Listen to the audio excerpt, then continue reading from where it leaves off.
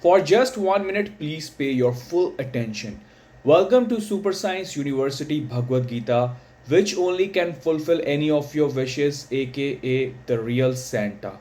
Plus, it is the permanent solution to any of your problems. It answers every possible question. It will give you permanent happiness with your freedom in the end. The highest, most prime, most secret, and the only complete knowledge, which is the source of everything. Please refer to Yatharth Gita by Swami Adgadanand on yatharthgita.com or Spotify, which is the only and therefore complete source of knowledge.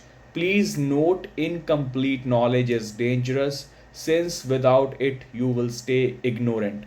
Let's start with chapter 2, verse 30 and 31 that I already posted. O Bharata, even after the destruction of the body, the soul is never destroyed. So you should not mourn for these bodies. I would like to remind you guys, you are soul in reality.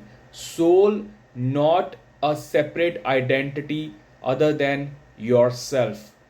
Considering it as your duty, you must not be distracted from the war, because for a warrior, Kshatriya, other than the war, which is a duty, no other means of welfare is considered beneficial. Krishna tells Arjuna that even if you leave aside everything else, you are still a warrior Kshatriya, and it is not good for a Kshatriya to run away from the war. It is important to understand this a little for many reasons.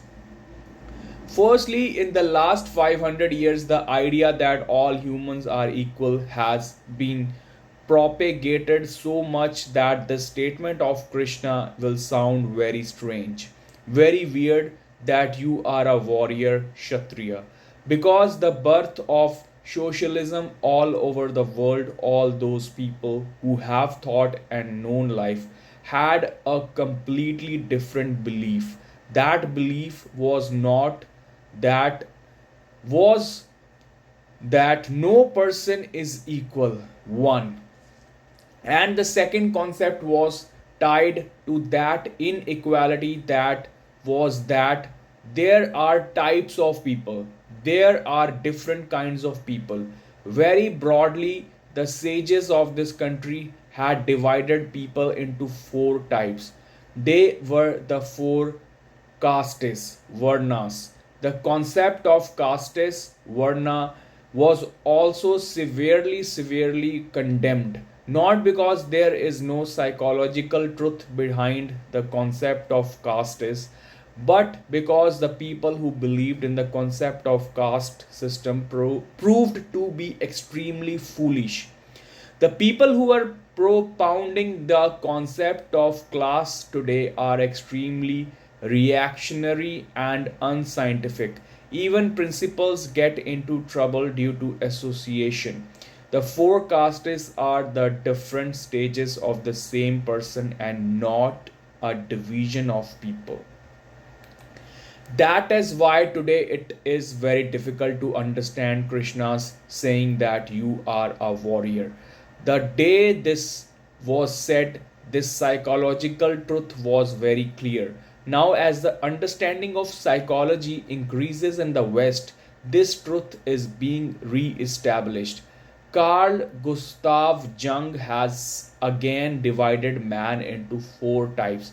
And today, if any man in the West has the deepest penetration in the human psyche, it is Jung.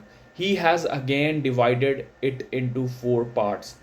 No, people are not of the same type. Freud, the father of psychology in the West, opposed socialism on psychological grounds. He said that I am not an economist, but the more I know the human mind, the more I say that the humans are unequal. Inequality is the fact, and equality is just a false story, a myth. There is no equality. There cannot be, because every person is fundamentally very different. But with the genuine Gita source, you can know your level where you stand. and how everyone will become the same in the end, which does not happen after the physical death of a person. Brahmin means a person whose entire dedication is intellectual, whose entire energy of life is transformed into intelligence, whose entire quest of life is the quest of knowledge. He may not get love, it is okay. He may not get money, it is okay. He may not get a position, it is okay. But he can surrender everything for the sake of what is true. Position, money, happiness, everything can be lost. Just one desire, the energy of his life lives around one desire. There is only one lamp burning inside him, and the lamp is to get knowledge. That is the only lamp.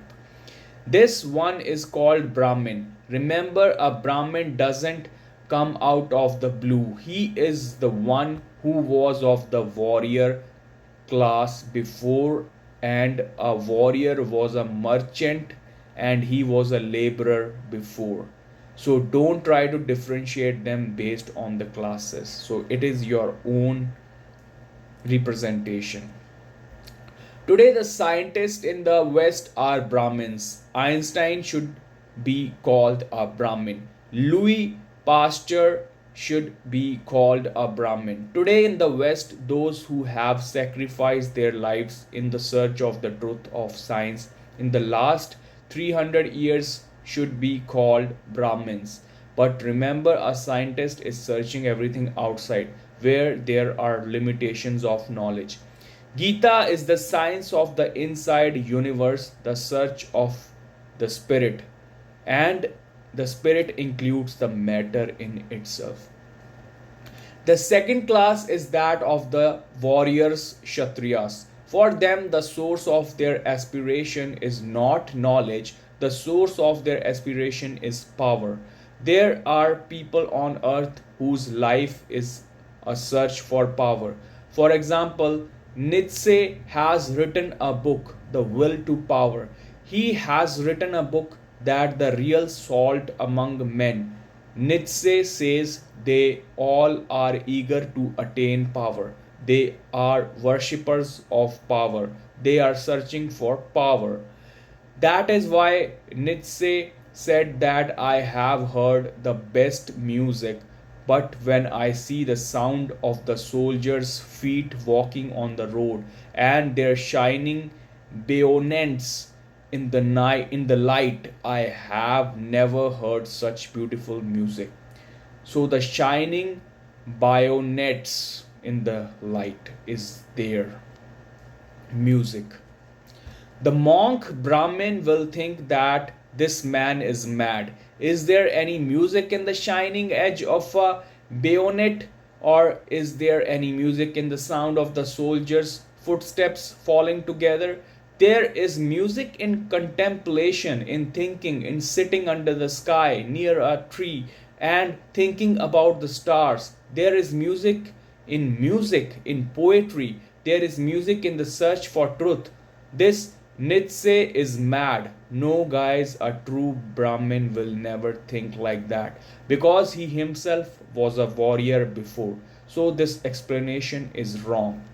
But Nietzsche is speaking the truth for only one class. For some, the stars have no meaning. For some, they have only one meaning, one determination: how to rise to the top of power and energy. We call them Kshatriyas. Krishna knows Arjuna very well. He is a Kshatriya type. Right now, he is talking like a Brahmin. He will get confused, he will get into trouble. The entire makeup of his personality, the structure, the anatomy of his mind, the entire framework of his mind is that of a Kshatriya. So the entire anatomy of his mind is concentrated on Kshatriya. The sword in his soul, it is his radiance, it is his music. If he has to get a glimpse of God from anywhere, it has to be from the shine of the sword. There is no other way for him. Now, Osho sir has done all this division on the basis of outside observation. but the true Gita will help you to divide